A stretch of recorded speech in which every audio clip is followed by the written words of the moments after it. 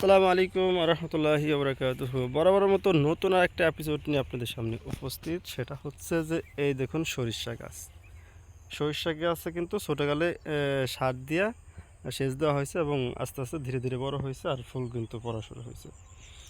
একটা জায়গায় দেখছি যে অনেকে অ্যামিস্টোটপ ব্যবহার করছে এটার ফলন করার জন্য।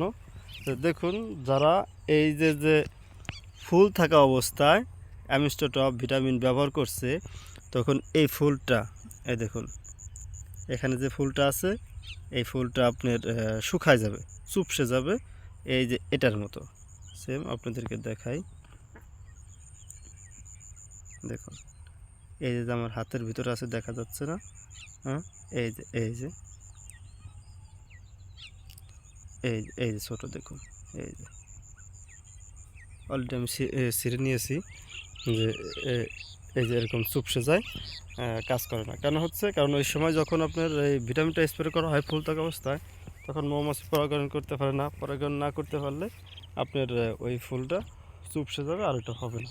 এখন দেখুন এই ফুলগুলা যখন ঝরে পড়ে যাবে, এই ঝরে ধরেন এটা পড়ে গেছে, এই যে এটা বড় হচ্ছে না, এটা আপনার ছোট ছোট দেখাচ্ছে, তখন আপনি এই পরিস্থিতিতে যদি অ্যামিস্টোটপ ব্যবহার করেন, এটা ভিটামিন হিসেবে আপনার ফলনটাও ভালো হবে এবং এখানে আপনার সরিষার পরিমাণটা বেশি পাওয়া যাবে।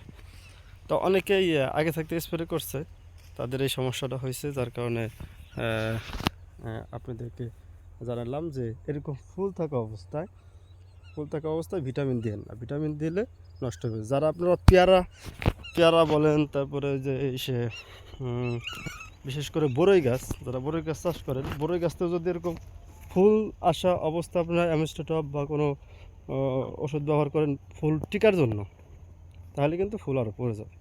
ওই সময় কোনো ধরনের ওষুধ স্প্রে ব্যবহার করা যাবে না, করলে ফুলগুলো পচে যাবে বা নষ্ট হয়ে পড়ে যাবে।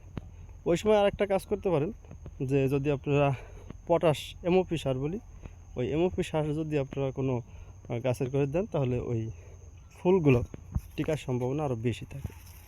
তো ধন্যবাদ সকলকে। এই দেখুন এখানে হালি মানে দানা চালানো হয়েছিল, এখান থেকে উঠায় পেঁয়াজ লাগানো হয়েছে। তা যতটুকু আপনারা বুঝতে পারছেন, শিখতে পারছেন, আজকের মতো এ পর্যন্তই।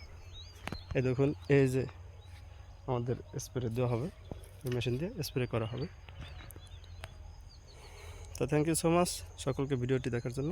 আসসালামু আলাইকুম রহমতুল্লাহি ওয়া বারাকাতুহু।